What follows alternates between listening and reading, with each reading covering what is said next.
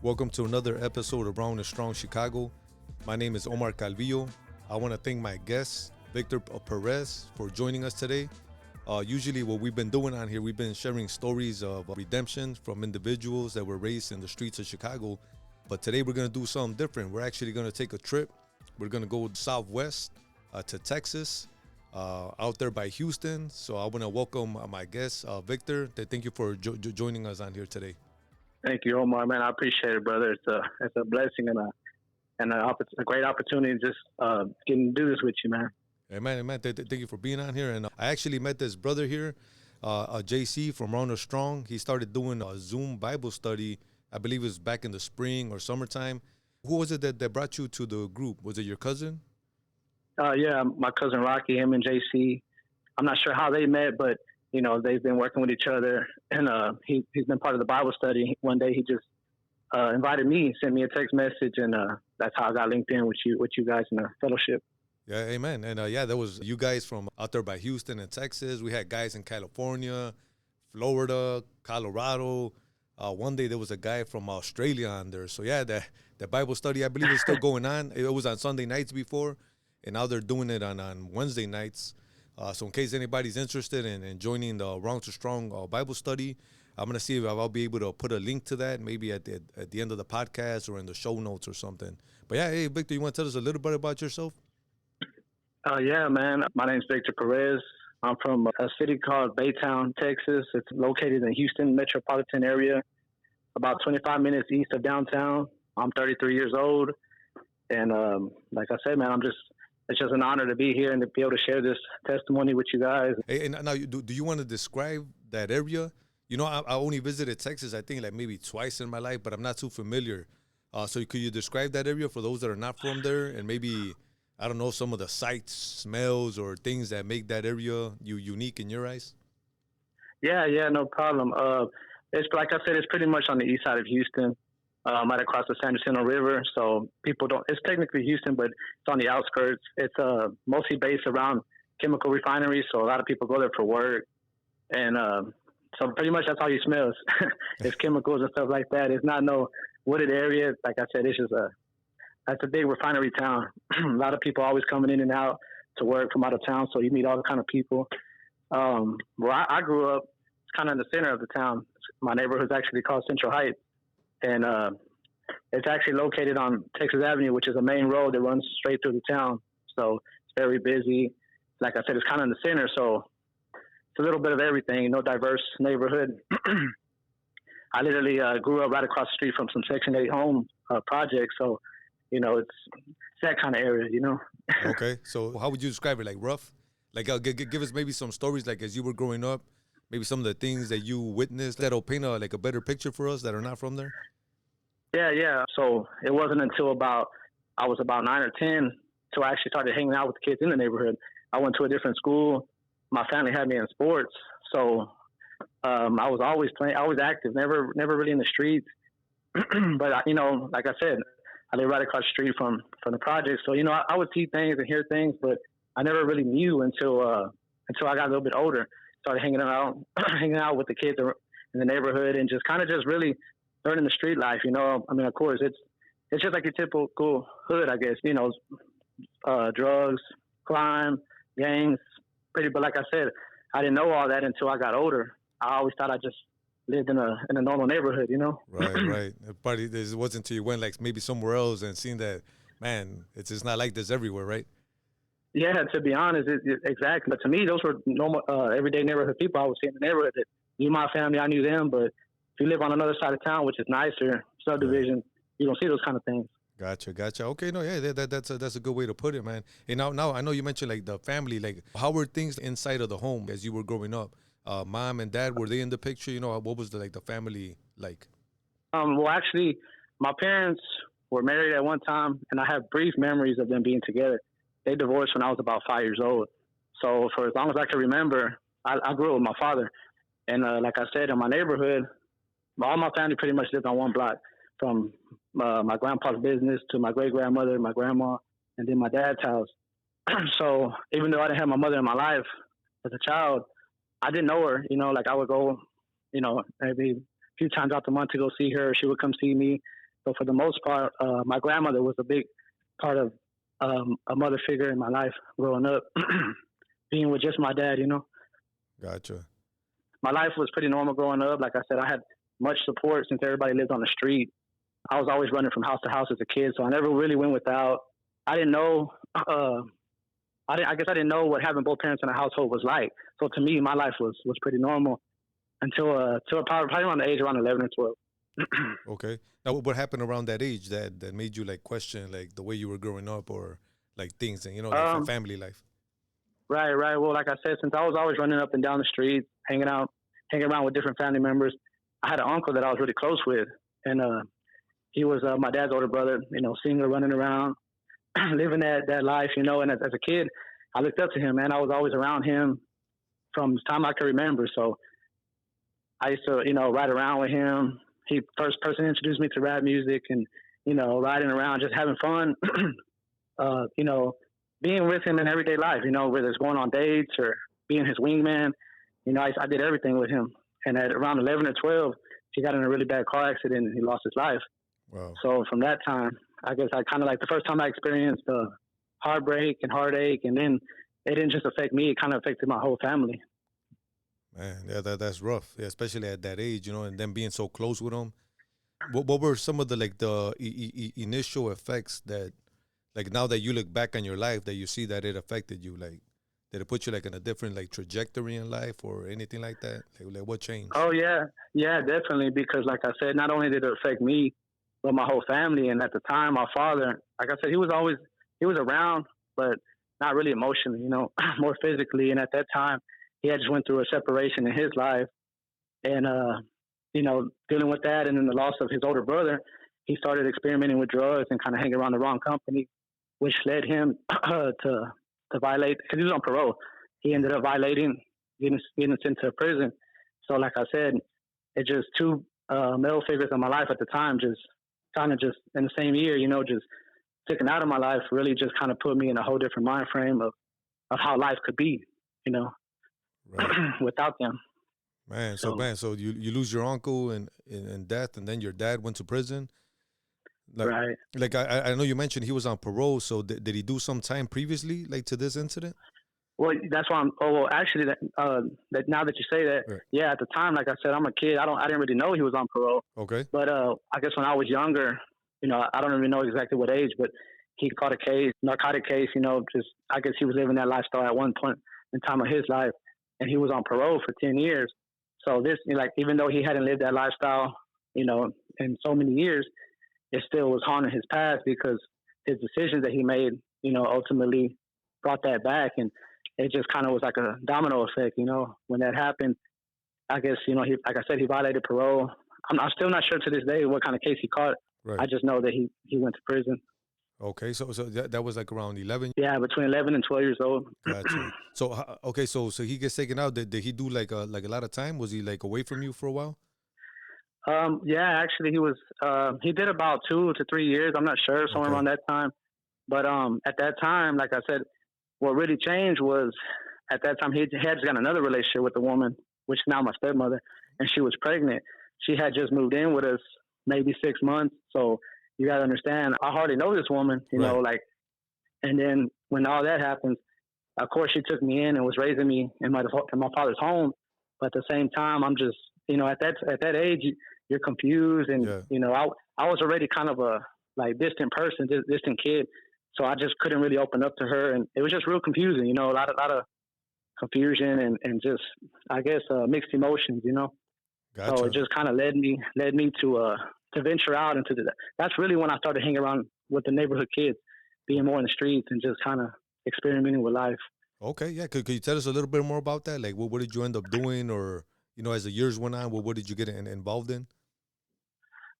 Yeah, like I said, when all that started happening, of course, it's I always had, I wasn't rich, but I wasn't poor compared to the kids in my neighborhood. So when that happened, of course, I kind of, money got tight. She was pregnant. She had kids of her own. So I'm not being able to dress like I used to or have the luxury things that I once had.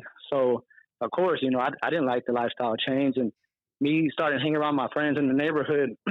A good friend of mine, I was always with him, and he was always dressed nice. I didn't know his personal life, but one day we got to talking, and I remember bringing it up. Of course, venting to my friends and telling them how I felt, and he was like, "Hey, man, if you want to make some extra cash, like, I hustle, man. That's how I survive."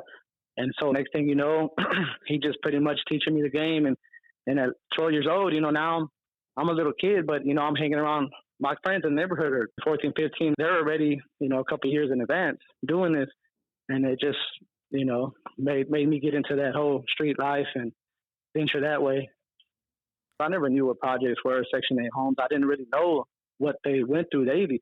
So most of them, they didn't have fathers. They got multiple siblings with one mother.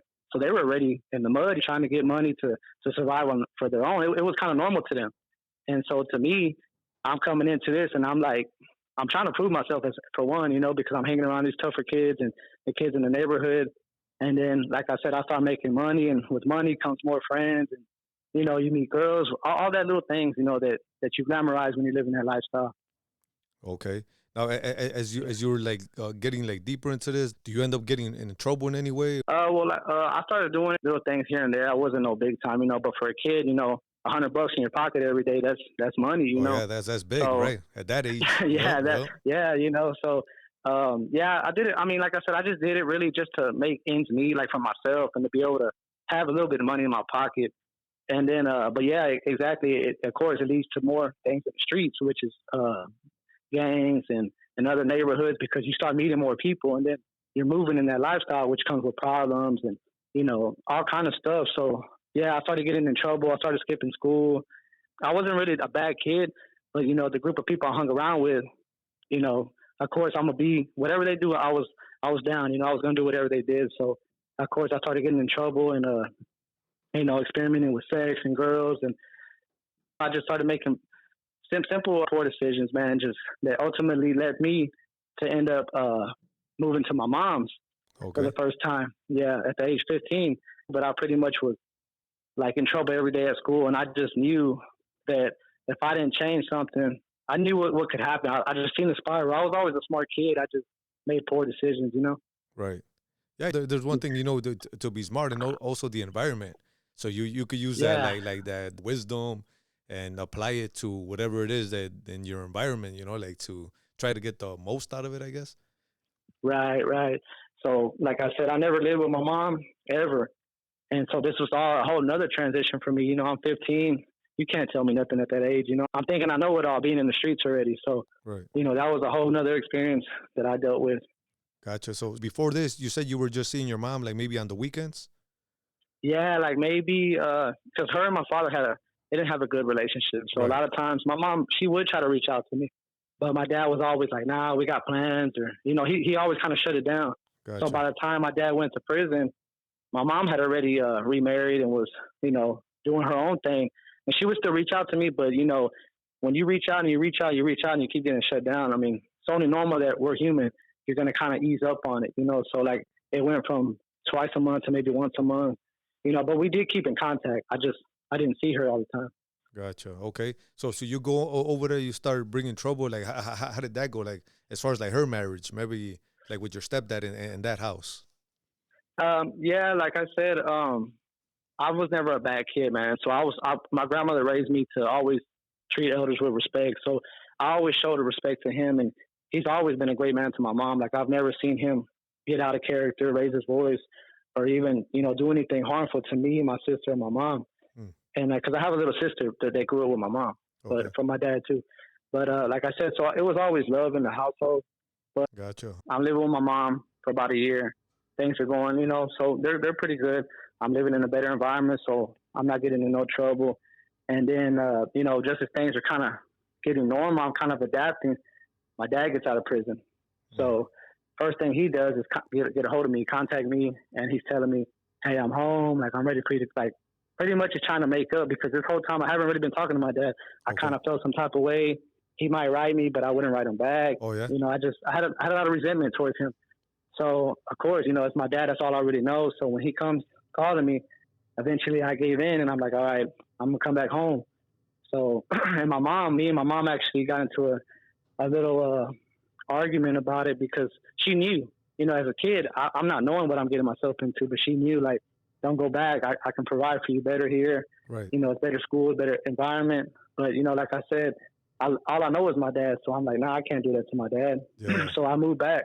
And I leave my girlfriend at the time and everything. I just kind of leave overnight, just out of nowhere. I moved back, and you know, I'm living back with him, and things are kind of smooth. You know, we're kind of picking up where we left off, and I'm in school. I start working, you know, a little job after school, and I'm still hustling a little bit, but I'm just really just doing it for fun. You know, not really to make no money. Yeah. And I remember I saved up to buy my first car. I was 17 at this time. I'm 17. I bought my first car. My dad co-signed for me, and you know, I'm living that life. I'm doing my thing. I'm feeling good. And on Friday nights, I used to go to football games with my friends. And I remember coming home one night after a football game with one of my good friends, and I pulled up in the driveway, and my grandpa came out, and he was like, you know, talking to me, hey, mijo, you know, this and that, and how you doing? And then he tells me, hey, your dad got arrested. And I was like, what? Like, what do you mean? He's like, man, he's gone. You know, he's not gonna come home again. And I just remember, like, my heart dropped, man, because I'm like, man, it had only been maybe a year, not even. And I'm thinking, man, not again, man. Like, you know what I mean? Things were just getting good. I just bought my first car. Like, we had made plans, you know. And as a teenager, you know, 17, I need my father in my life, you know. Like, there's things that I'm going through. There's choices that I'm facing and decisions that I need help with. So I remember sitting back down in my car, and I'm really just, like, heartbroken, but I'm with my friends, so I'm not trying to, like, cry or nothing, but I'm hurting. And I remember I look over at my friend, and I said, hey, bro, man, my dad got locked up. And I remember he looked at me, and he's just like, dang. Like just a pause. And, you know, but he didn't understand. You know, he didn't understand, because where we come from, everybody gets locked up. You know what I mean? Like, that's nothing. But in my mind, I'm like, nah, you just don't understand, bro. Like, well, my life is going to go back. I already knew, like, man, I'm going to have to be out there again. Like, just kind of like felt like deserted, you know? Yeah. And that's what really made me have even more resentment towards my father, because I felt like he let me down. Yeah. And I'll just never forget that. Like, when I told my friend that, how he just, like, pretty much kind of shrugged it off, like, man, everybody gets locked up. Yeah. Like, man, that's, you know. Yeah, that's sad, especially like you mentioned earlier, like in the projects, you said, man, most of these kids didn't have their dad. So for them to hear, oh, you know, hey, your dad's locked up, hey, you know, maybe their dads or somebody they knew, their uncles or somebody's locked up, it's like, man, it's just a way of life. So it wasn't like a shock in a sense, right? Yeah, and that's why I said, like, I'll never forget, man, because it's like the lifestyle that I was growing up around, or my friends' lifestyles, that was normal, but in reality, that's not normal. You know what I mean? That those things that we experienced as kids were not normal. And it took years for me to realize that. Like, now, looking back at it, I just remember, like, man, like, you just have no idea. But at the same time, I had no idea what they've been dealing with their whole life, you know? Right. Okay. I know you mentioned your grandpa said that he ain't coming back. Like, did he like end up doing like a lot of time, or what ended up happening with? He ended up doing about another 2 years. So, yeah, it was pretty hard. Yeah. I know you mentioned you guys had plans. Like, what are some of these plans that you guys maybe had talked about? Just like moving forward, you know, he was just financially getting back stable. I had bought my car, and he kind of questioned me, like, hey, how do you get this money? You know, because I remember putting like $1,500 down, and, you know, I just had a little part-time job with my uncle at his body shop, you know, after school. I wasn't making $100 a week maybe, you know, but he kind of just was like, hey, man, I'm going to help you, you know, I'm going to help you pay it off. You know, we'll save with some money, get you some rims. Just me and my dad, we had like he was like a big brother, really, to me. Like, he was my father, but he kind of, you know, we had like a big brother relationship. Like, you know, just he wanted me to look good, to be shine, and to do good in school, but he wasn't your typical father. Like, we just had plans, you know, like, for anything we did together, he was just like, yeah, like, this time I'll go around, it's going to be different, you know, basically. Okay. So he gets sent away. What do you end up doing after that? How does your life change again? Yeah, well, my girlfriend at the time that was living in Houston, she ended up moving back to Baytown to live with her mom again. So me and her, you know, we're hanging around tough. And next thing you know, man, I get her pregnant. So now I'm got this mind frame, like, man, I got to make more money now. Like, it's not just about me, you know, I'm going to have a son. So so this is whenever I start elevating in the game. I'm working after school, but I'm just really, like, getting more into, you know, different kind of drugs now, not just selling, you know, little things here and there. Now I'm investing more, meeting more people, and just really like I said, in my mind, I feel like I couldn't count on my dad. Like he's gone, so now I got to step up to the plate. My little sister at the time was like 4 or 5. I remember being Christmas time, and it was hard. Every time my dad went away. So I remember for the first time telling my stepmom, like, "Hey, are we gonna put a tree up this year?" And she's like, "Man, I don't got no money." And I was like, "Man, that's what." Like I remember that day, like it was yesterday. I went to Walmart, bought us a tree. I came home, surprised everybody, and I just at that time you feel like those little things, like you're doing something, like Oh you're the yeah. man.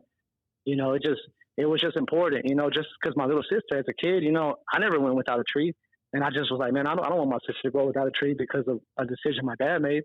So I'm like, you know what, I need to step up, and I'm not gonna say I was paying the bills and doing all this and that, but I did. I was initially, trying to go that route just for, like for good intentions. Yeah. Yeah, you know what, and something like that. I know you, even though it's small, but it brightens up the home, puts a put a smile, almost like brings a little bit of hope to the home. Yeah, I'm just trying to do whatever I can to, like you said, uplift the spirit in the home and be that big brother, be that kind of father figure to, my siblings, my stepbrothers, my stepsisters. Gotcha. So basically, you say you got more involved. What type of stuff did you get involved, like as far as like dealing? I was just getting involved in anything, to be honest. Anything I could get my hands on, whether it's pills, weed, a little bit of powder, whatever I Yeah. could get a hold of, to be honest. Like I said, in my neighborhood, all my friends already at this time, they're already in it just as much as me. So you could come, since my neighborhood was in the center of town, everybody came over there. Like it was, other neighborhoods had their things going on, but you could come over there and get whatever you wanted at any time. So it was just, everything was just available, and I'm hanging around with, at the time, Hurricane, I think Katrina had came and hit Louisiana. So a lot of people from Louisiana had moved to those projects. Of course, they took them in, the Houston area. So that, there was a lot of different cultures now. And, I'm hanging out. And I don't know if you know, but in New Orleans, it's like really high crime rate too. So Oh yeah. like people like that moving to my neighborhood just kind of escalated it. Because now it's just more and more crime, more drugs, more money. So everybody's kind of just, it was like a free for all, man. Oh no way. It's kind of crazy. It's kind of crazy to explain, but everybody was making money. They're getting checks, from FEMA and all that. So it's just a lifestyle, man. Like I said, I literally walk outside and that's all I see. So, it was real easy for me I've always been a people's person. Right. So I'm the type of person that these people might not get along, but I could bridge that gap. So I'm always in the mix of a lot of things going on. It's just how I've always been. Right. So you were able to bridge the gap and maybe make connects that other people weren't able to, huh?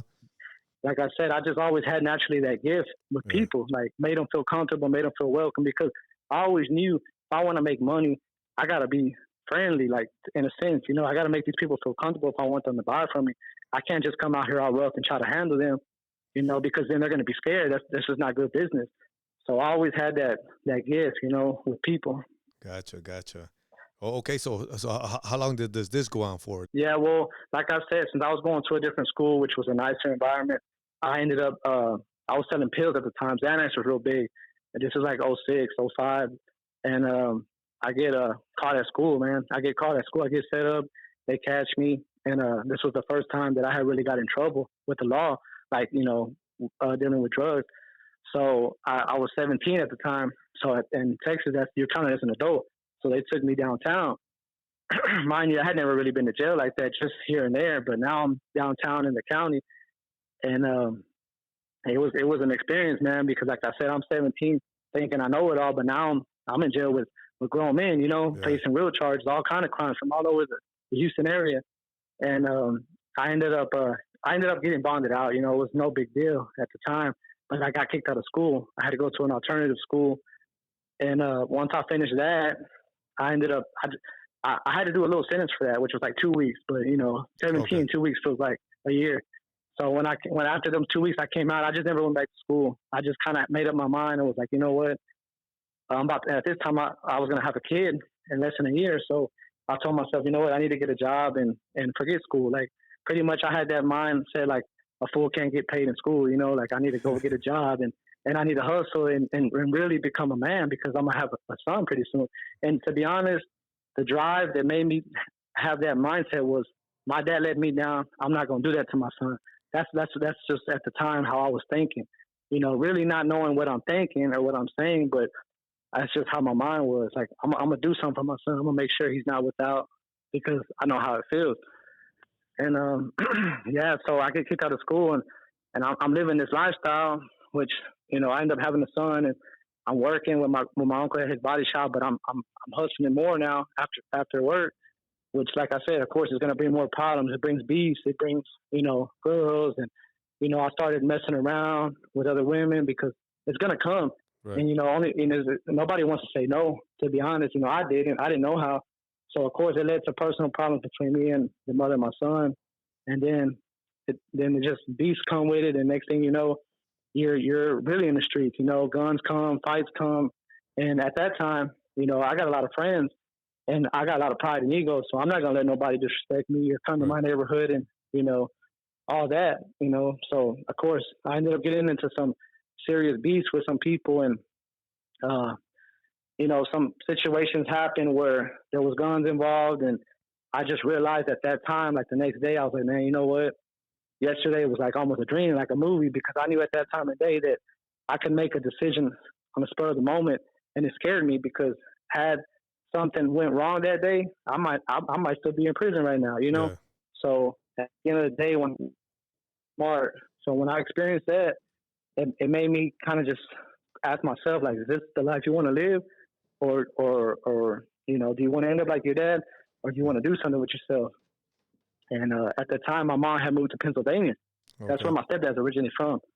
So she was out there working. They were out there working, and I think this is the first time that I had a real talk with God, just asking him, like, God, what? Because I never really had went that route.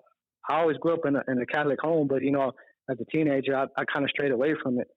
And I remember talking to God, like, hey, God, like, what do I need to do? Like, and something just told me, call your mom. So I called her. I told her what had happened, and I remember breaking down, crying, and just telling her, like, I don't know what I'm doing. Like, I was too deep in the streets at this time, and I just knew that if I didn't get out, I was going to do something dumb, just mess up my life. And she ended up flying me out. She's like, man, come out here for a week. If you like it, we'll get you a job. Like, pretty much she just did what a mother's supposed to do. She took me in and set me up. So I remember still thinking overnight, like, man, I have everything here. Like, I was making money. I had a crew of friends. I had him at the time, me and the mother of my son, we weren't talking because of some beefs that we had got into. So I was like, man, what should I do? And I remember telling a good friend of mine, hey, man, hold my phones and pretty much like run my little business I got going on. I'm going to go out of town to see my mom. And I didn't tell nobody that I was planning on staying because I didn't know. I still didn't know it in my heart if I was going to stay. And I remember telling him, look, when everything's out, you know who to call, do what you got to do to get back in business. And he was like, all right, cool, man. And I left, man, and I never came back. I just never came back because I knew if I told somebody, they were going to be like, I was going to hear it, never hear the end of it, and then probably change my mind. No, right. So, yeah. And I took off, man. I took off to Pennsylvania and ended up staying out there for like 2 years, almost 2 years. What part of Pennsylvania was that? They lived in a little town called Carlisle. It's like close to the capital by Harrisburg. Harrisburg's like in the center of the state. It's like kind of, man, it's a little bitty town, man. Okay. Ain't nothing out there but woods. Yeah. Gotcha. So, yeah. So how old were you when you went out there, and how long did you stay out there? I went out there when I think I was like 18, and I stayed out there till I was almost 20. Yeah, I was about 20. I stayed out there for about 2 years. Gotcha. So the mix of me being over there, I guess I kind of would talk to her and was just trying to restore who I was in our relationship. So eventually, I guess after about a year, she saw that I was really changing. She got full custody of my son back, and they ended up moving up there with me after about a year. Yeah, after about a year. Gotcha. And how long did you guys end up staying there, Pennsylvania? Yeah, we stayed out there for, like I said, I was there for 2 years, but she lived with me for about a year or so, maybe a little bit more. But we were still young kids, 20, 21 years old, and she had never been away from home, so we were both homesick at that time. So I thought I was ready. So to say, I was like, man, I've been away for 2 years. Like, I'm a family man, and I was actually living right. I had my own apartment, working, and so we decided. I said, you know what, I'm gonna get a transfer. I'm gonna ask for a transfer at my job. let's go back home. And we came back right before, I think it was the summer before I turned 21. So we moved back, and things are going smooth. But when I came back to the neighborhood, it was like I never left. And people, the temptation was there, the money was there, and I ended up not getting the transfer after all. I'm not sure what happened. I think I didn't even go. I think I just kind of blew off the whole job, and I was just like, you know what? I really wanted to get into the plants. Like I said, the chemical refineries is real big, so I was trying to get in there. That's where the money was at. But you got to kind of have connections. You got to know somebody. It's not something you just go apply and they'll call you. Okay. And I remember it never happened. Like it probably could have, but I just tried a little bit. And the first no I got, I just kind of used that as an excuse to go back to the streets. So next thing you know, here I am again, going to re-up from somebody and just trying to make ends meet. Right. So how long does this go for again? Like, it just went on for a little while because I'm older. I'm a little bit wiser. I've already had my own apartment now. So I kind of knew how to manage my money better when I was living legit. So I took it to a whole nother level. And now I'm doing really good. I get us a little house, just paying rent, but still, I had an actual house. I got, like I said, my boys are all still the same. They're doing their thing. So it was just so easy to get wrapped up in that lifestyle again. And I did it for probably about 2 years. I was going good, didn't have no problems. I was actually trying to live a normal life, but, not a normal life in the street. Right. I actually did like shift work. I would leave early in the morning to make sure I was home by 9. And I had a crew of guys that would help me out during the night. So I made like a shift for myself. I would actually leave at a certain time and would come home at a certain time. And I would just leave my phones with my buddies that stay out all night and in the neighborhood. And, I lived like that for a while. And I try to convince myself that, hey, as long as you're living like this and you're providing for your family, it's okay. Like you're not doing nothing. You ain't hurting nobody. You're not out here robbing nobody. You're just trying to make a living. And like I said, that only lasted so long. I ended up getting pulled over one day and catching a case while I had the mother of my child with me. So we both ended up going to jail. So what happens after this case? We go to jail, and she ain't ever been in no trouble. She's from the hood, but she don't know nothing about it, so she's freaking out. Right. And for the first time, I saw how afraid and hurt she was, because to me it was normal. I knew how to be composed and just relax, but I saw that, hey, you're putting your family at danger now on something you're doing now. Like, don't think about yourself. Look at who you're hurting. So from that moment, I ended up taking the case and getting her, like, saying she had nothing to do with it. Because I had just went to my connect's house, so I had a lot of stuff in the car, so this was not no little time. I was like, hey, she didn't know. I just picked her up. And they ended up releasing her. I got out on bond, and now I'm fighting the case, a possession and distribution case. So now it's a little bit more serious. And so I'm paying a lawyer. And in my mind, I've never really dealt with the criminal system, so I didn't know how beating cases worked or dealing with lawyers was. I'm just paying this lawyer, which was really good at the time. And if anybody knows lawyers, they'll take all your money. You know what I mean? As long as you keep feeding them. Yeah. And if you don't inquire about your case and they know that you don't know nothing, they're just going to take your money. So that's basically what happened. And I keep fighting my case for about a year. I'm doing good in the streets, but in my mind, I'm not doing nothing, to change my life. I'm just trying to buy time, I guess. And eventually I ended up signing for probation after about a year. And it's crazy because I went a whole year not getting in trouble, living good. As soon as I signed for probation, 3 weeks later, I violate. Yeah, so shows, we think we know it all, but we have no idea. So you violated, did they end up giving you some time? Yeah, well, I go back to court, but like I said, I can't get out since I violated, so I'm going to court while I'm in the county, trying to fight this case, and they're trying to give me they're offering to give me state time, but I'm like, man, I ain't trying to go to state. I'm like trying to do everything I can to get back on probation. But eventually they came up, they had a case in the county that was like, hey, they had like drug programs. And they were like, somebody had told me about it. So it sounded good, but they didn't tell me that from the day I signed, I got to wait for an open spot to take the 6 months. Whoa. So I've already been in here 3 months. So I ended up doing almost a year, a little bit less than a year in the county, just because I thought I was going to come out in 6 months. Yeah. But actually, when I'm in there, I met this young kid that just started talking to me about the word. Okay. Started talking to me about the word, and I had never really got into the Bible. I didn't really know nothing about it. But when you're in there, everybody wants to change when they're in there and they're sitting down. So I kind of just I listened to this kid, and I started getting involved with prayer circle, and just really just kind of for the first time in my life praying to God and just trying to really want something different. And that's when I had my first experience of kind of like a I don't really know how to explain it, but like one day I remember when I first started doing this, you got to understand I've never done nothing like that. I've never been in prayer circle. I've never tried to commit to God. And I remember laying in my bunk one night and waking up. And I don't think I was dreaming. I feel like this was real. I opened my eyes and I felt like I couldn't move. Like I just felt like something was holding me down. And I remember thinking like, am I dreaming or am I awake? It was kind of like, freaking me out.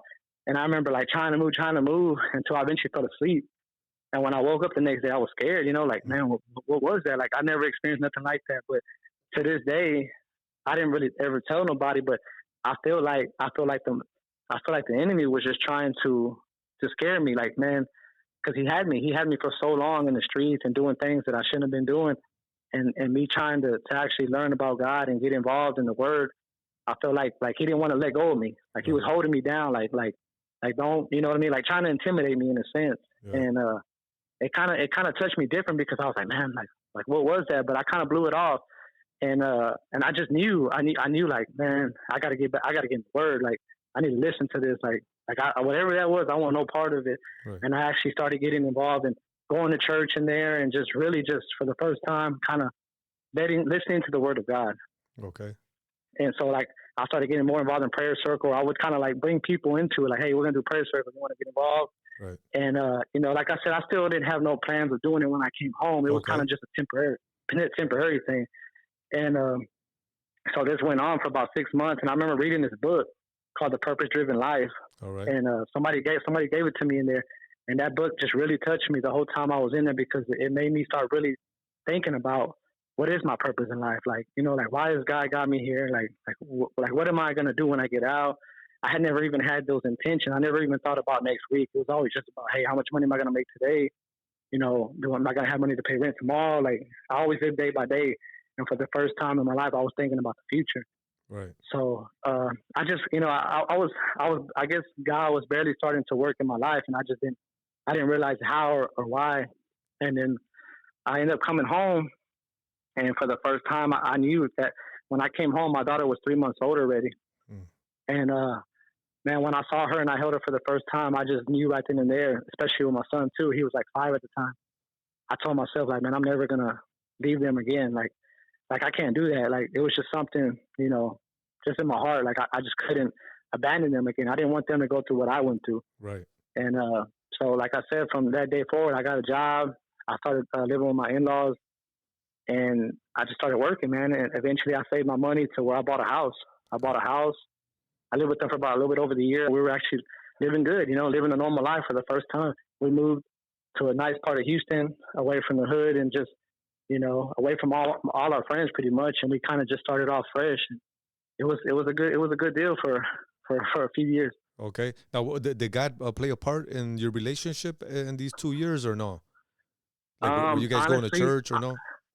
Honestly, no. I kind of slowly got out of it.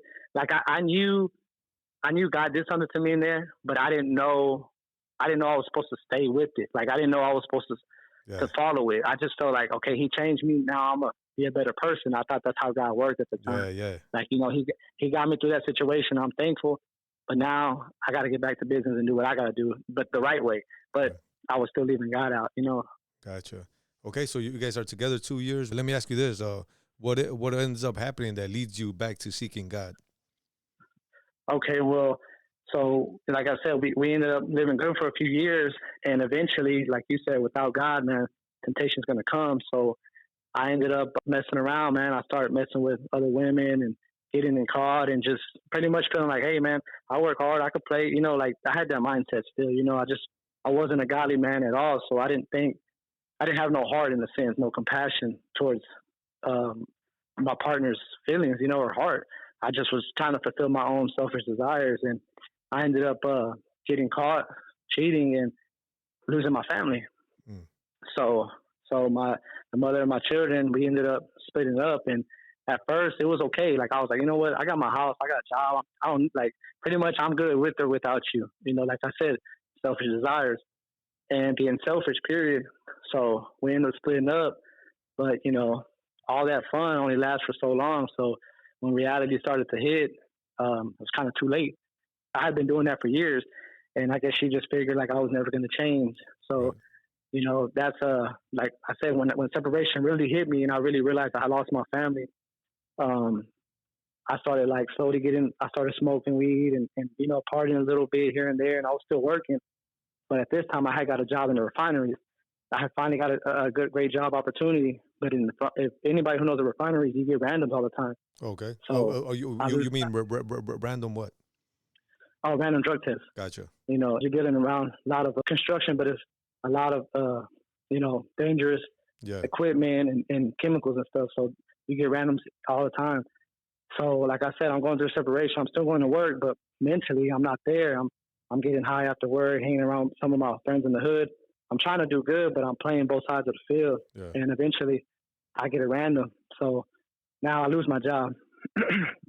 I lose my job, and I'm just like, man, like, you know, I'm pretty much just blaming everybody and anything to not look at myself because I'm living selfish. So I got to make money. I got a house. I got vehicles. So here I go. I end up going to take some money out of my savings and go back to what I know. Go back to my hood and just, now I'm back in the streets. I'm like, and I'm using the excuse to, oh, well, I lost my job. I got to pay my bills. But, you know, I'm using that to justify what I'm doing now. So so I start hustling again. It's like I never left. Making money. I'm doing good. But at the same time, I'm not happy. You know, I'm just kind of just getting deeper in the streets, really just being around the wrong people. I'm making money, but I'm moving too fast. And one day I remember I woke up and I had a flat tire. I had two vehicles. I had a flat tire and my battery had died in my other car. And I mean, for most people, that means, oh, well, you shouldn't go to work today, right? Right.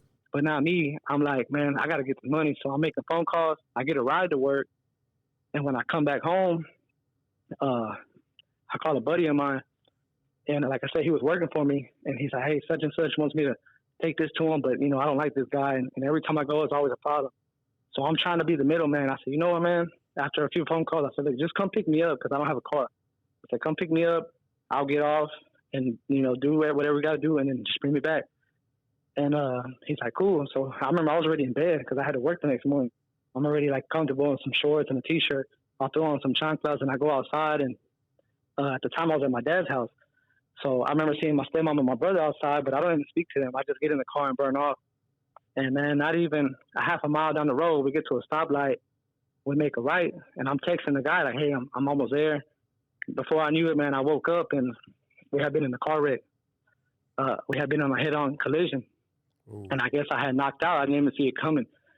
So mind you, I don't even know what's going on because if anybody's ever been in a car wreck and you knock out, you're kind of like, what happened? You know, like you don't know what's going on. You just hear people, you know, it's a lot of commotion, a lot of smoke. And so my friend at the time, he had broke his leg, I guess from the impact with the brake or something. I don't know. So he's freaking out. But all my mind is worried about is I got to get everything out of this car. The cops are going to come. So I look at myself and I'm good. Like there's nothing wrong with me. I'm not bleeding or nothing. So I start trying to get out of the car, but all the car is so compact. The doors, everything's like bent up. I can't get out. And I'm literally a mile away from my dad. So I call my dad because my dad at the time, like I said, I was staying with him. I said, hey, come down the street, man. I got in a wreck. I need to get out of the car. I need help. I'm stuck. So of course he comes flying. But at this time, I'm jumping around the car, trying to get out, kick the doors. I'm doing everything I can to get out. Yeah. And I guess with all the adrenaline, you don't feel nothing. But then from me jumping around and doing all that, I started feeling like shortness of breath. And I'm like, I tell my buddy, I said, man, something's not right, man. I said, I can't breathe. Like, and then the more I would try to breathe, my sides were starting to hurt. Right. So by this time, you know, everything's going fast. So little by little, I get like in a fetal position. It hurts to breathe. Right. And I guess adrenaline starts wearing off. Now my body's just aching. Like, it's just such an excruciating pain. I can't even explain it. By that time, my dad is there. And you got to imagine for a parent seeing your kid stuck in a car like that, he's freaking out. So he's trying to get me out, and it all happened so fast. The next thing I know, the paramedics, fire truck get there. They end up getting me out and life flighted me. Whoa. They life flighted me because by the time they pulled me out, like my body was hurting so bad, I didn't want nobody to touch me. Like everything hurt. I can't even explain it. So what had happened was I was having internal bleeding. Oh, man. My spleen had erupted, an artery in my heart had erupted, my ribs were fractured, my lung had collapsed, and my hip was fractured. And so all this is internal though, so I'm not knowing, I'm just thinking I'm just sore from the wreck. And so they life flight me, and I end up waking up after surgery. And like I said, it's just like being in a car wreck. When you wake up after something like that, especially a surgery, you don't really know what happened. You're like, where am I at? What's going on? And I wake up, man, and I got tubes down my throat. I can't even talk. I'm strapped down. So I start freaking out. I'm like, I guess I'm making a lot of commotion. So the nurses come in there, and they're like just looking at me, like kind of like they're not saying anything. They're just all looking at me. So I start doing hand signals. I'm like, give me a pen and a paper. Man, I start going off on everybody. I'm cussing everybody out. I'm like, take this off of me, like because I don't know. Yeah. I'm kind of drugged up too. So I'm like, I'm going off. Take this off, and they kind of start grinning, like. But really, now that I know that they didn't know if I was going to wake up from surgery, because the surgery I went through, they only gave me so much % chance of recovering or even waking up. So at the time, I'm not knowing this. That's what they told my family. So I'm I'm going off. They didn't mind you cussing because they thought, hey, this guy shouldn't be alive. So it's a good sign if he's cussing us out. Yeah, because see, they didn't know if I was going to have head trauma or whatever, because I was banged up. So I'm going off on these people. I'm like, take this off of me. And then they tell me, sir, look under your gown. And I remember I looked under my gown. That's when I seen all the incisions on my body. I had tubes coming out of my side. I'm like, what? Like, I start freaking out. I'm like, what happened? What'd y'all do to me? That's what I'm thinking in my mind. What'd y'all do to me? I watched too many movies. So I'm like, man, where's my family at? Hey, for Frankenstein. Yeah, man, I don't know what's going on. Gotcha. And I got a tube in my mouth. So that's the worst part. I can't talk. Yeah. And, so like I said, that whole time was a little blur because I'm heavy medicated those few days. But a little bit fast forward, I remember like when I finally, I remember family was coming in, my baby mama was there, and even the girlfriend I had at the time was kind of like, it was so many people coming in and out, but I was so heavily sedated that I would just fall back asleep. And like a couple of days afterward, I started coming to, and mind you, I kind of left this out, but before the wreck, like the days up to the wreck, I started reading my Bible every day. Okay. Every morning before I went to work, I don't know why. I would listen to the word, going to work on sermons, and then I would read my Bible. But I was telling myself, I'm trying, God. Like I would talk to him like, hey, I know I messed up, and I know I'm still out here in the streets, but I'm not selling it. I'm just providing it. Like that's how I thought. Like I'm not in the streets, but I'm trying to change. I'm trying to better myself financially. Yeah. And once I get better, I'm gonna stop. That's pretty much what I was telling myself and talking to God about. And I would read the Bible every day. And this was for a few weeks. Gotcha. I did this prior to the wreck. So back to the wreck, I remember when I finally came to, I remember just like laying down, mad, aggravated, like telling God, like, this is what you did to me. Like you see that I'm trying to change, and this, like, just having so much hatred in my heart. Yeah. But really just disappointed in myself. But of course, we're trying to blame God for everything. So I'm like, man, God, I'm just so mad. I didn't want nobody to come in my room. And I remember, like kind of laying on my side facing the wall away from everybody. And I remember one afternoon, a man came in the room, and I remember him saying, and this was only like the second or third day. He's like, who's Victor Perez? And I remember saying, like, the nurses were like, oh, he's over there. They're talking to him, and I don't know who he is because I'm facing the opposite way. And I said, I'm over here, man. What do you want? Like kind of in an aggressive way. Yeah. I was like, I don't want no meds. I just want people to leave me alone. I don't want my food, whatever it was.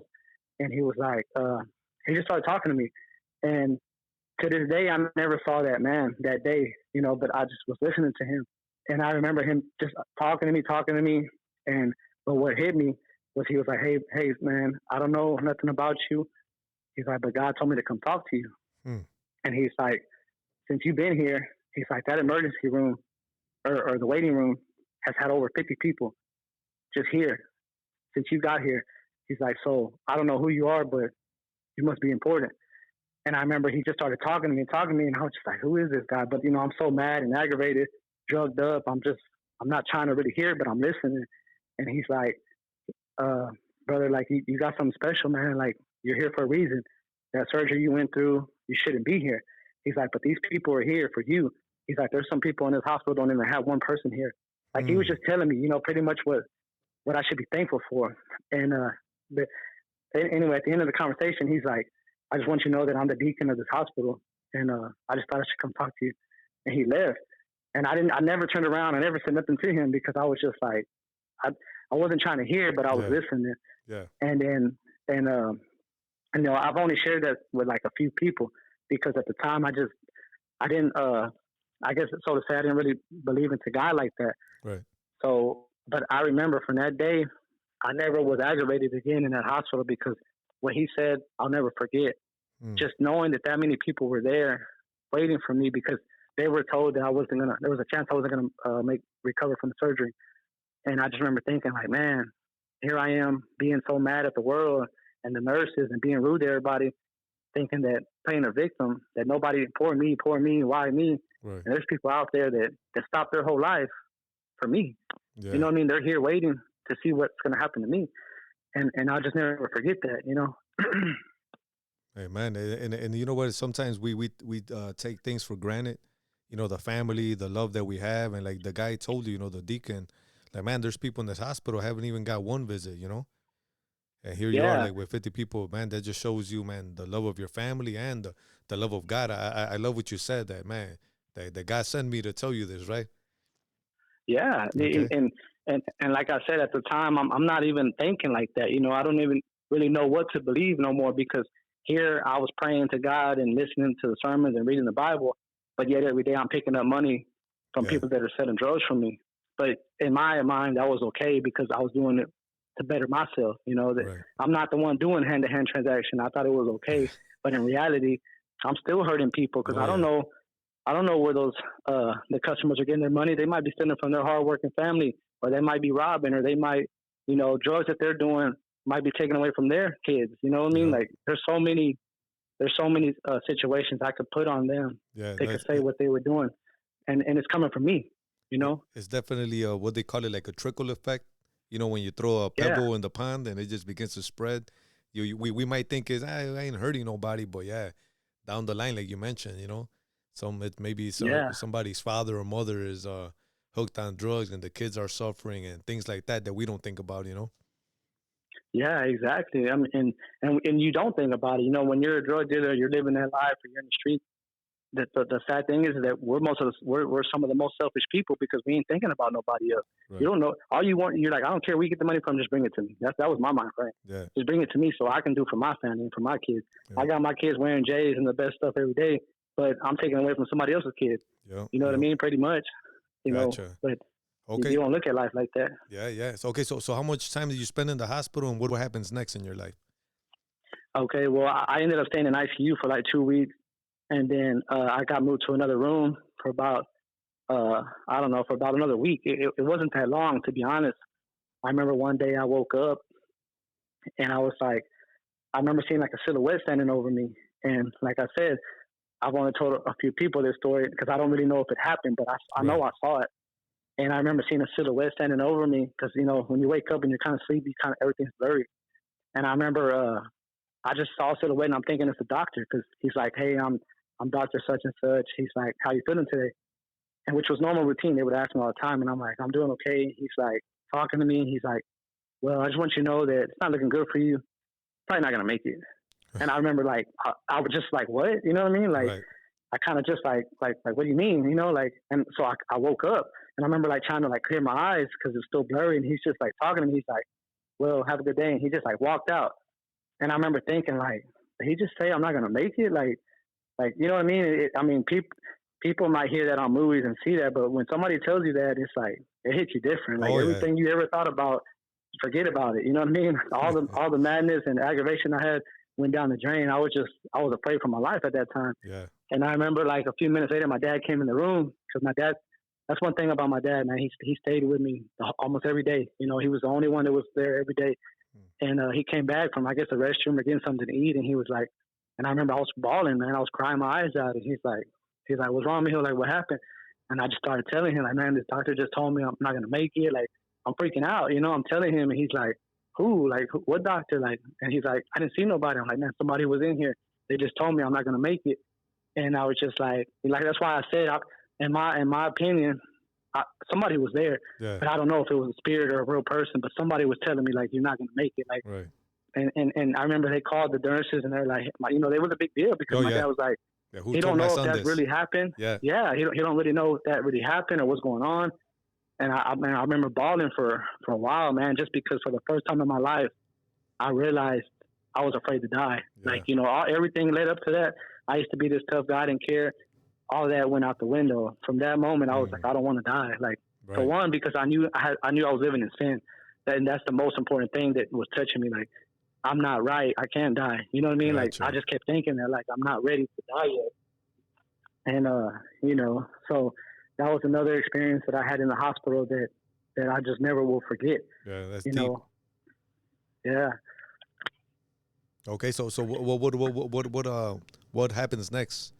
So, you know, fast forward, I was on bed rest for 6 months, you know, going to therapy, being able to walk again. And then once I was able to walk, I still couldn't get cleared from work, you know, because once you have some surgeries like that, a lot of refinery jobs that they don't want you just to come. Like, you got to get signed off by the doctor because now you're a liability to them. Right. So, you know, I'm trying to find work, and mind you, those 6 months, I had a house and 2 vehicles. So plus my other little bills that don't stop. So not only was I broken down physically, but I financially lost everything, you know, through that time. I mean, luckily I had enough money to pay off my house. I mean, to pay rent monthly and my vehicles. Right. But all my money I had saved, everything I worked for in the street, that money went, you know, in those 6 months. I didn't have 2 nickels, you know what I mean? Yeah. And if it wasn't for my family helping me, I'll probably be out in the streets, you know. But so I'm like, man, I got to get back out there. So I started going to therapy more. Like, even the days I didn't have to go, just because I'm like, man, I got to get stronger. I got to be able to walk. And I finally got cleared, and I got a job. I got a job in the refineries. And but like right before I got that job, I was going to church. Okay. You know, so when I was on bed rest, I started telling my dad, man, I want to go to church, because what I heard in that room from that deacon, I'll never forget. You know what I mean? I'll never forget. So I knew once I got able to get up, I got to go to church. You know, and everybody was telling me, you know, like, you need to thank God that you're alive. I kept hearing it. So I'm like, you know what? Okay, God did keep me here for a reason. Let me try this church thing out.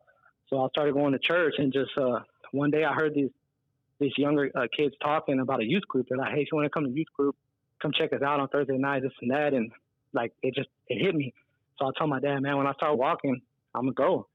And, you know, they kind of looked at me like, okay, yeah, you know, whatever. But as soon as I was able to walk, I remember I just randomly showed up one day, and they were like, I was like, hey, this is where the youth group is. And they were like, yeah, come in. And there was a couple of kids. At the time, I was like 28. They were a little bit younger than me, but, you know, it was all love, man. And I'll never forget how they embraced me. They just welcomed me. And I remember that first night being there. At the end, we prayed. And I had never really been in that kind of environment like that, like around kids my age or younger, so deeply with compassion for God. And so we prayed, and I remember just tearing up, like, and when we were praying, because I just had this feeling, like, just a relief, like, I can't even explain it. Just like, I just had this feeling where, like, tears were just coming out of my eyes. Like, I needed that love that was there. Like, I could feel it.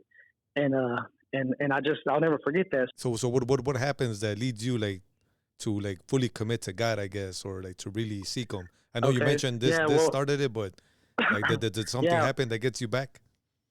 Yeah, well, I ended up working for a few years off and out of town, back and forth. And I would go to church on the weekends. You know, when I could, I would go to church. But I was just doing that for a while. And I remember it was probably about 2 years ago, I was out of town working.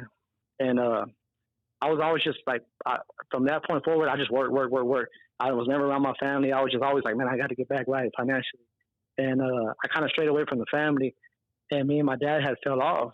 Like, just, we had got into some personal disagreements, and we weren't talking as much. And man, before that, like I said, my dad's always been a male figure in my life. So, I had a lot of love for him, but at the time I was being prideful. And we would text, but like, he would text me, hey, how you doing? And I was real short with him. And one day, man, I'm out of town, and I get a phone call in the middle of the night, and they're like, "Hey, man, your dad had a heart attack."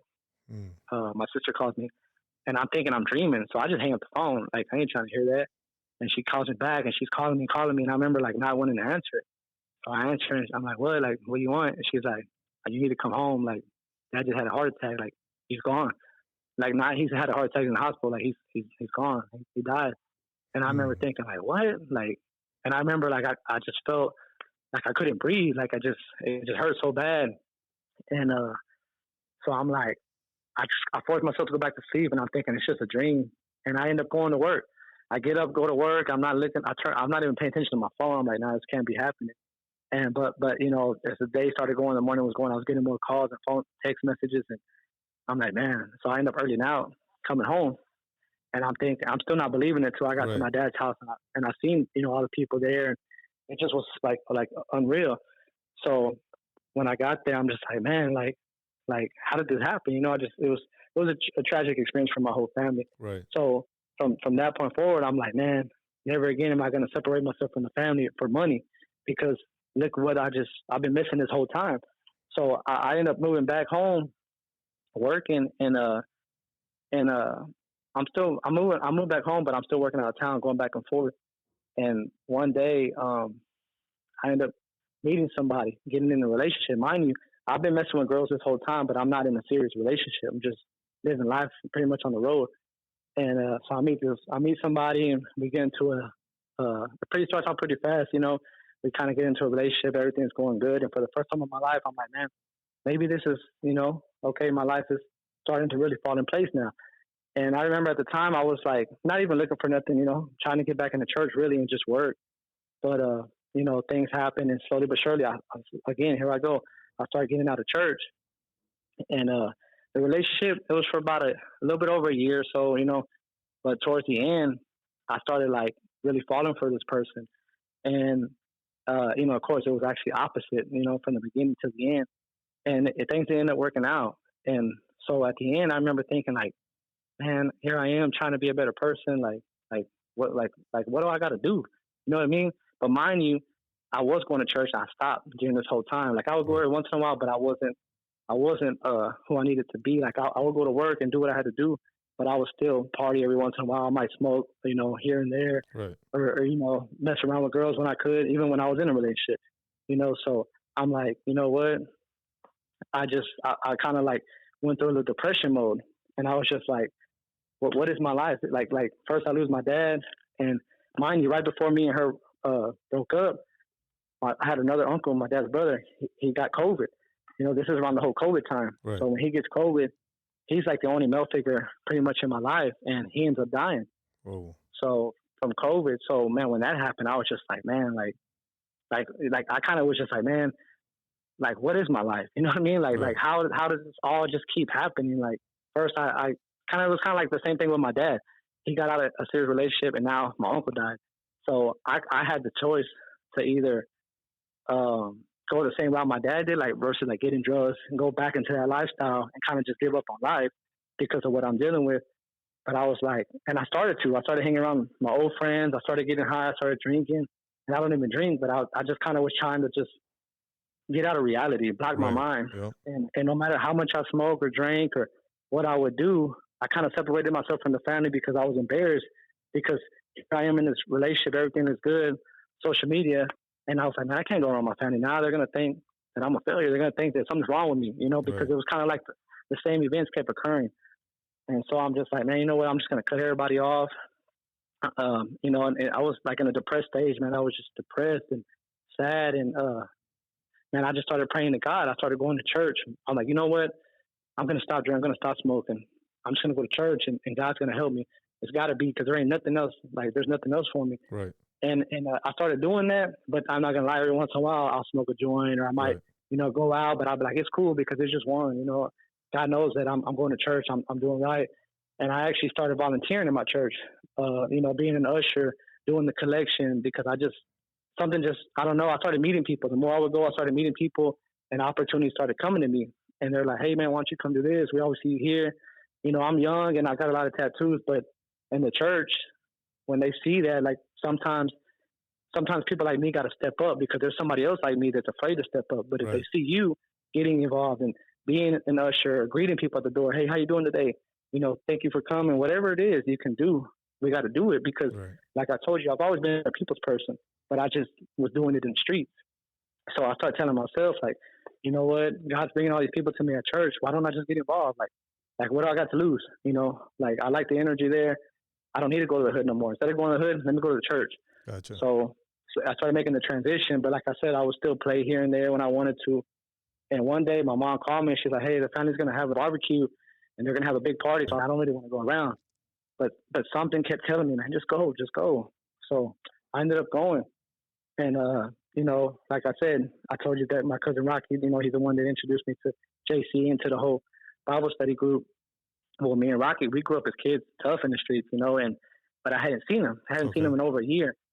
So when I get there, I see him, and I don't think nothing, it's a regular family party. And we're just chilling. And later on during the day, like, he kind of makes his way over to me, and we just start talking about work, because we're in the same ministry, talking about work and just kind of relating on life, catching up. And he's not drinking, and he used to drink, so I'm like, hey, cuz, like, what's up, man? You're not drinking today? And he's like, nah, man, I don't drink no more. So I okay, that's cool. We kept on talking, but by the end of the night, they kept dawning on me, like, why is he not drinking? So I said, what's up, cuz? Like, why you don't drink no more? That's when he started telling me that he had gave his life to God and that he was walking his walk. And so next thing you know, I start telling him, like, hey, well, I just got involved at church, and I'm still dibbling and dabbling, but I'm trying to get like you. And he started telling me just so many. It's crazy how the conversation went from normal day at work to now we're talking about God. Amen. And mind you, the whole family is partying, they're drinking, they're having a blast. And we're kind of off to the side, just in our own little world and deep conversation. And man, the more he kept telling me about things that were happening in his life and how his life had transpired, because he's always been a family man, but he likes to party. He would do his thing. But to see that where he was at, I honestly couldn't believe it. So I was like, man, like, maybe this God thing will work. Look what it's doing for him. So I remember when I was talking to him, I was drinking a beer, and I kind of felt guilty. I remember putting it down, and I was like, I'm not gonna drink no more. I told myself, like, I can't have this conversation while I'm drinking. So I remember when I left that night, I told myself driving home, and you know what? That's it. I'm not gonna drink no more.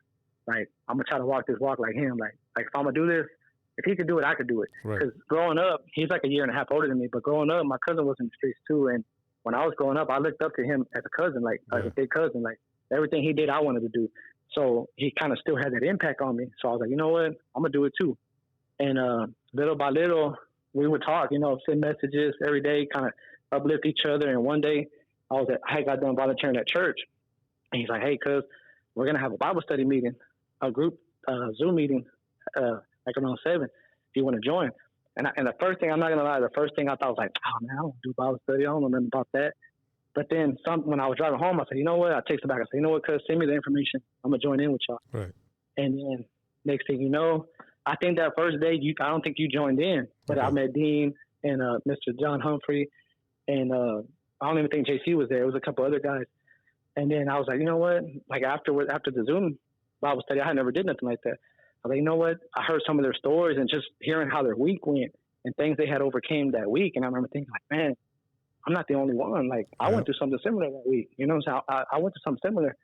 And I don't know if you remember, if you know Juan. From TJ. Mexico. Yeah. Yeah. Oh, yeah. Okay. Well, I remember like people complimenting him week after week, like where he had came from to where he was at. Right. And man, just hearing his stories was impacting me. Like, man, this guy. He look where he's coming from to where he's at. Like, there is hope, there is faith. And I actually started looking forward to the Bible study Zoom meetings every Sunday. And the more I got into it, I was like, you know what? I'm not going to drink. I'm not going to smoke. I'm not going to be on social media looking for girls. I'm not going to do the things I used to do. I'm just going to focus on God and read and, like, stay in the Word, listen to sermons. And, slowly I used to listen to rap music real tough. And I just slowly started getting out of that. Like, because the message, I'm like, yeah, I might like the music and the beat, and I'm not going to do the message. But if I got kids around me or people that follow me at church and they see me listening to that, what kind of message am I sending to them? Yeah. You know what I mean? Like, so I slowly started listening to just either Christian music or sermons, and just really it was a hard process. But just like these last few months, every other week or every week, like, I don't swear no more. I would like every week. It's like I would put something on my checklist. Okay, stop this. What are you gonna do? Okay, stop that. Right. Because you kind of have to. You kind of it's a lifestyle. It's not just I'm gonna go to church and pray. Like nah, like you have to change everything. Oh. I'm not gonna lie. I used to go to the gym, and my last sets, I'll take my shirt off. And I'll be in there just looking good. Not trying to boast or brag, but feeling confident about my results. Right. But then I started learning about being modest and what kind of example am I putting off to other people. Right. Like I can't be in the church being an usher, but you see me at the gym and I'm over here with no shirt on. Like even though I know my intentions ain't none of that, but what about somebody that don't know me? Right. Like how can they follow me in church and in the Word if I'm over here, if they see me at the gym trying to like put off that kind of image of myself? Right. So it's just like little things like that I've just been practicing more and more. And I mean, it's never easy, right?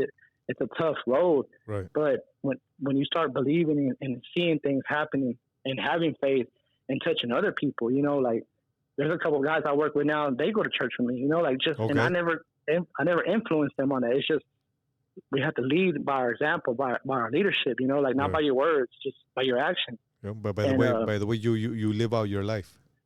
Yeah, exactly. And just constantly when they bring something up, hey bro, like I don't entertain that, or no, I don't do that. Like, I'm not going to judge you, but you know what? Y'all don't have that conversation. I'm gonna come over here and work because I'm not trying to even be involved in that. You know what I mean? Just little things like that. At my lunch, I can't join the Bible study no more, but on my lunch break, I pull out the book you sent me, my assignment book. Right. I pull it out, and people, I'm actually a student right now too. I'm going to college, so people are like, "Oh, you're studying for school?" And I'll tell them straight up, "Nah, this is Bible study." And you should see the looks I get, but it's cool. I kind of grin because I'm like, "Yeah, like I'm doing this." You know what I'm saying? Like, because, like, people see me and people know me. I've been working that job for a year, and I just started doing this a few months. So from where I was at to where I'm at now, people are like, "What?" Like, okay, cool. Like they don't say nothing negative, but I see the faces, but I grin because I'm like, that's what I'm doing, like, hey, man. I don't care. Like, you know what I mean? It's cool to me. You know what I mean? It's cool to me. Right. And it's just little things like that, brother, that I've been practicing. Just, right now, my cousin Rocky does the youth ministry for the juveniles. Okay. I'm actually in the process of, I did a background check. So I'm just waiting on an email to go that route because like I said, not only him, but I come from that too. So, and I know that the youth, especially a lot of kids in the juveniles and those kind of, delinquent centers, they grew up just like me or like my best friend. So I know, I can talk to them and relate to them versus where a regular staff member or a counselor that never lived their life, walk that walk. So how can they relate? How can they get these children's attention and make them think different? Like I said, I can't change the world, but if I could talk to one kid and influence him or even an adult, at the end of the day, that's what I want to do, because had somebody did that for me, I would have never went through what I went through because I didn't have to go through that. Right. And these kids don't either. The youth is the next generation. Amen. As adults, we know right from wrong. It's our decision. We still need help. But I'm just, like I said, I didn't just wake up and say, I want to go to detention centers to help. My cousin brought it to me. You know what I mean? Like all these things that I'm involved in, the ushering, the greeters at the church, like, volunteering. Like I just did Operation Turkey for the day before Thanksgiving with my kids. We went and helped out. Like all those kind of things, they just been coming to me. Amen. And, I'll be a fool. The Bible says, wisdom and knowledge, don't be a fool. Yeah. Hey, man, brother, hey, that's awesome to hear the journey you've been on and even almost close to death and how that, you get close to death. It would definitely change perspective on the things you're doing and what's truly important and what's not. And, man, you came from that type of upbringing and now you're trying to get involved in that. So that's awesome what you and your cousin out there are trying to do. But, man, awesome testimony. And that you shared, very deep and impactful. Do you have any final words, that you want to share? The only thing I have to say, brother, is that I'm thankful and honored to be on here to share my testimony. None of that would have happened without you and the rest of the guys in our Bible study group. Like I said, I'm not doing anything for me. Everything I do is just through God, and whatever He wants me to do, that's what I'm gonna do. Just like this interview, the podcast, man.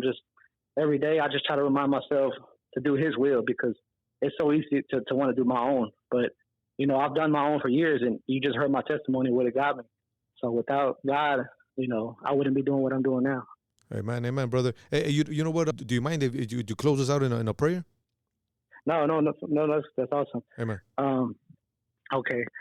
Dear Lord, I just want to say thank you for this opportunity that you gave me to share my testimony. with Omar on his podcast.